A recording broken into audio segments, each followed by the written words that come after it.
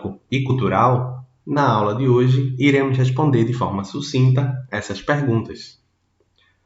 A ginástica, desde suas origens como a arte de exercer o corpo nu, englobando atividades como corridas, saltos, lançamentos e lutas, tem evoluído para formas esportivas claramente influenciadas pelas diferentes culturas.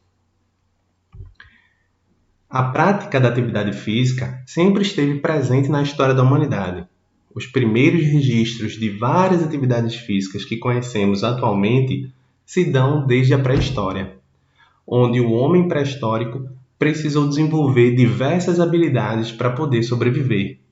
O ser humano pré-histórico precisou desenvolver habilidades que lhe possibilitassem se alimentar, se defender, como lançar, agarrar, saltar, marchar, arremessar, nadar, mergulhar, lutar, levantar, transportar, equilibrar, trepar, quadrupedar, dançar, jogar e etc. O homem precisou desenvolver habilidades para fugir dos perigos que se apresentassem, sendo eles de ordem climática, como frio, chuva, seca e até mesmo de animais ferozes. A ginástica foi uma das primeiras modalidades esportivas a ser praticada no mundo. Ela desenvolveu-se efetivamente na Grécia Antiga, a partir dos exercícios que os soldados praticavam, incluindo as habilidades e também as acrobacias. Ela se tornou um esporte olímpico a partir da Grécia, pois os gregos começaram a utilizar nas Olimpíadas de Atenas no ano de 1896, mas só para os homens.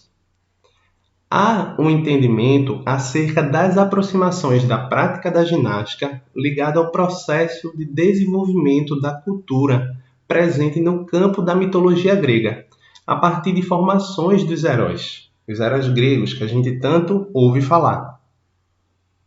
A ginástica figurava no antigo mundo grego como conteúdos de saberes, dotados das mais diferentes características epistêmicas, com destaque para as místicas religiosas, a medicina, o direito, as artes e a metafísica. Com a modernidade, a partir do século XVIII e XIX, emerge o movimento ginástico europeu, possibilitando a criação de correntes teóricas que contribuíram para sua expansão.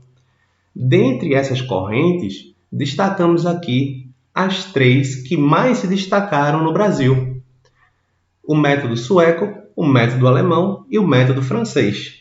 A criação dessas escolas e seus respectivos métodos trouxeram contribuições significativas para o desenvolvimento da ginástica, bem como da educação física, possibilitando sistematizações do exercício físico, apresentando uma característica própria e com uma orientação a ser desenvolvida em seu espaço e pelos seus praticantes.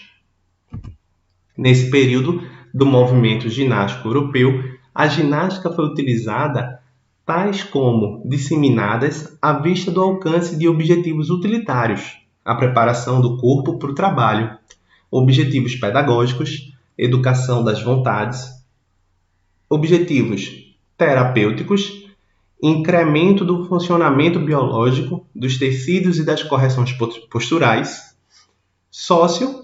profiláticos, separação dos deficientes físicos.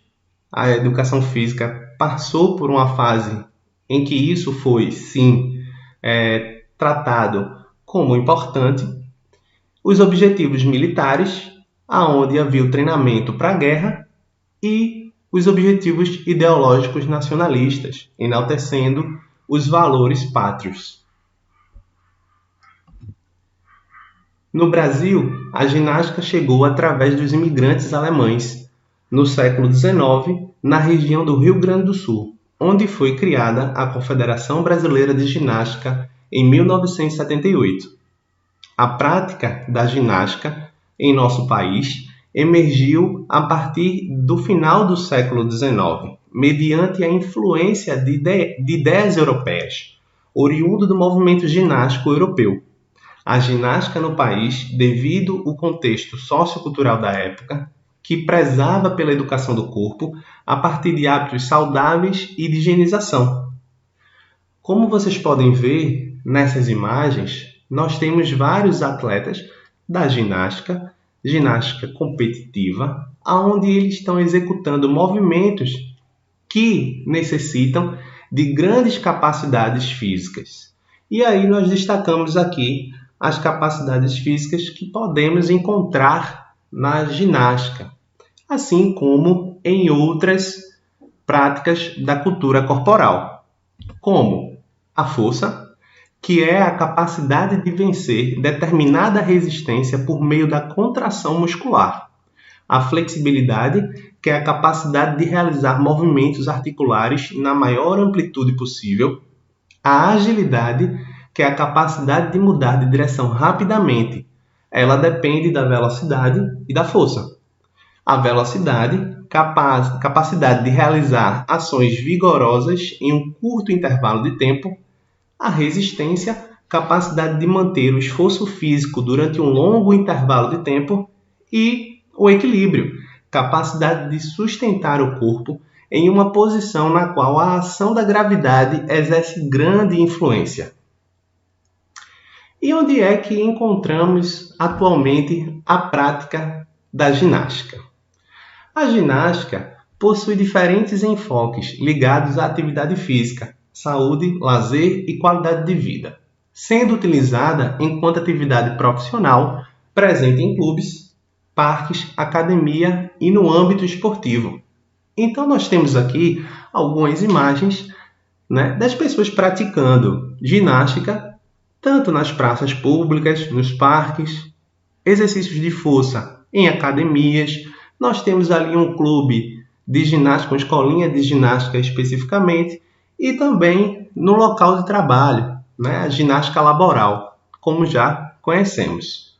Bom, tendo apresentado um pouquinho da ginástica para vocês de forma introdutória, a gente vai se aprofundar um pouco mais sobre nas próximas aulas. Mas, antes disso, para a gente ter certeza que o que foi apresentado aqui hoje foi